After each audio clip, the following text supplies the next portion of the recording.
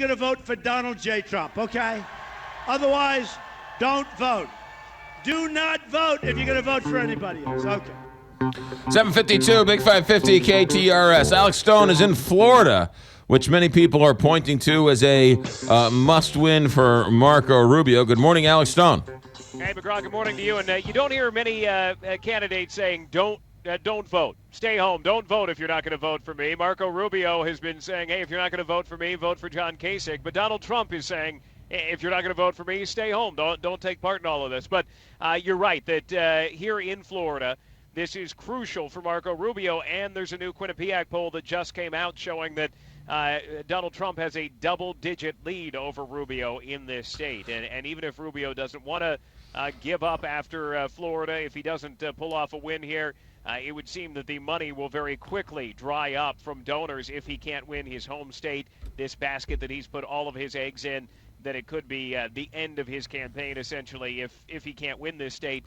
That said, Rubio claims he's going to continue on and that they have plans to be in Utah on Wednesday, and they're going to go on.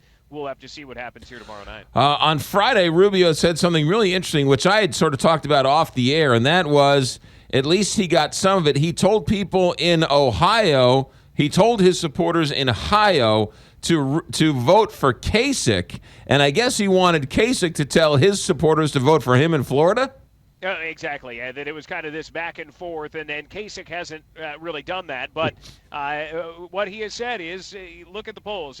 He's being realistic about it. That Rubio likely is not going to have a great showing tomorrow night in Ohio. He's not very high on the polls there, not really tallying much at all. That he's saying, hey, if you're not going to vote for me, go for Kasich. That he just does not want, according to Rubio, his votes to go to Trump in Ohio. So he's saying don't vote for him, but make sure you still vote. Yeah. Alex Stone here in St. Louis and Chicago. It is white hot. It is palpable up here when it comes to Donald Trump rallies and talk. What's the sense you're getting in Florida?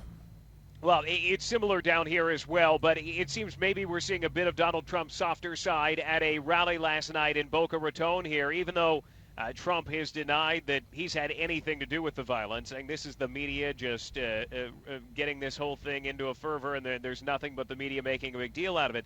Last night here, there was no talk at his rally of punching protesters in the face. We've heard him say that in the past. No talk of protesters being carried out on gurneys. We've heard him talk about that as well. In fact, here's what he said last night. We want peace. We want happiness. We want everybody to go home really happy, really peaceful. But that came only a few hours after he said that he is considering paying the legal fees of that one supporter who was seen in the video cold cocking a protester in the face a few days ago. So it would seem, if you're saying I want everything calm, we're going to make, to then go and pay the legal bill, which he said he would do for anybody who did punch a protester in the face, that may go against that. But and he did last night seem to bait a few of the protesters to show their faces, saying, where are you? Come out.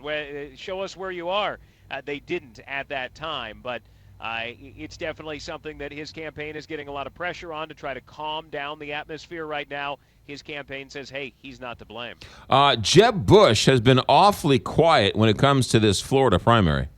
He has been quiet, and we have to expect that if he does come out and endorse somebody today or even tomorrow, that it likely won't be Donald Trump. Trump here in Boca Raton last night mocking Jeb Bush, and it makes you think why. He's not in the race any longer, but it may be because an endorsement could be coming for somebody else.